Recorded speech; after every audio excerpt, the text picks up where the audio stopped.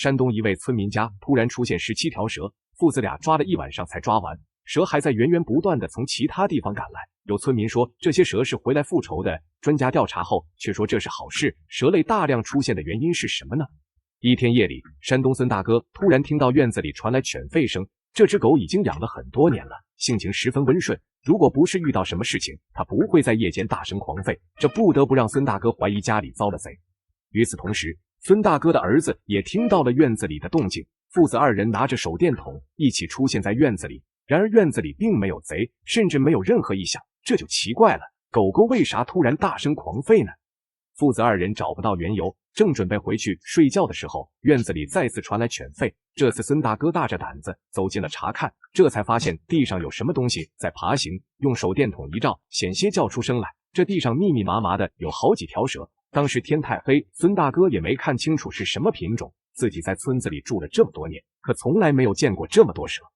孙大哥不知道这些蛇是哪里来的，更不知道它们有没有毒。为了防止蛇进入屋子，孙大哥和儿子手里拿着铁锹，准备将这些蛇全部抓起来，暂时放在水桶里等第二天天亮了再放生。父子二人忙活了1个多小时，期间这些蛇几次三番顺着铁锹往上爬，孙大哥险些被咬伤，好在有惊无险。忙活了这么久，终于将这些蛇全部抓了起来。孙大哥数了数，起码能有8、9条。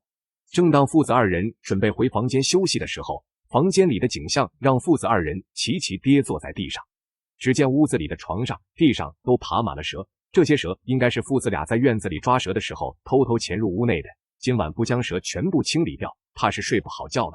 父子二人又拿着铁锹开始抓蛇，有了上次的经验，这次动作快多了。没过一会就将这些蛇全部抓到了水桶里。父子二人这下彻底清醒了，他们不知道家里还有多少条蛇，将屋子里的蛇全部清理干净也不敢睡觉。此时已经凌晨4点多，父子二人拿着手电筒将家里找了个遍，一直忙活到了天亮。就在孙大哥开门的时候，门上突然掉下来一条蛇，孙大哥内心十分崩溃，这些蛇像是盯上了自己家一样，似乎还有不少蛇都在往家里赶。村民们起床后也都听说了这件事，全都围在孙大哥家门口，有看热闹的，有出谋划策的，还有上手抓蛇的，好不热闹。有人说孙大哥家里肯定是有什么东西在吸引蛇，也有人说孙大哥一家怕是招惹了蛇，这才引来蛇上门报复。对于这种言论，孙大哥概不理会，只是不知道这些蛇究竟是什么品种。蛇的长相非常恐怖，头部呈现黑色，而身上则呈现出红色的花纹，看起来像是某种剧毒蛇。孙大哥不知道如何处理这些蛇，只好求助专业人士。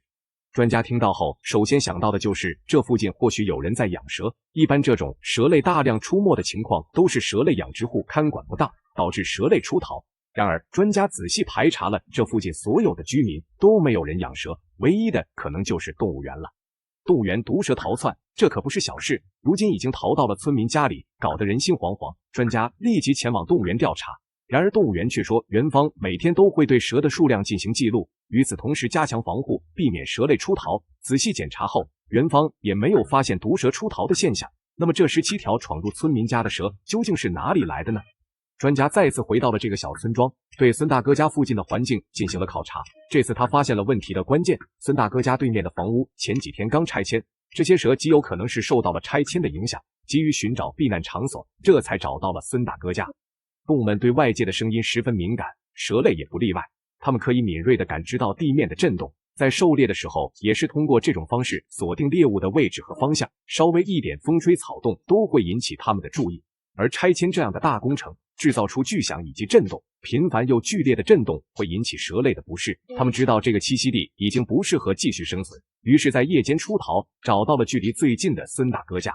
经过鉴定，这些蛇其实是一种无毒蛇，学名赤链蛇。它的体内或许会有少部分毒液，但毒性完全可以忽略不计，不会对人体构成太大伤害。由于它的身体颜色过于鲜艳，不少人都认为这是一种剧毒蛇。其实它不会对人体构成威胁，出现在孙大哥家里也只是偶然。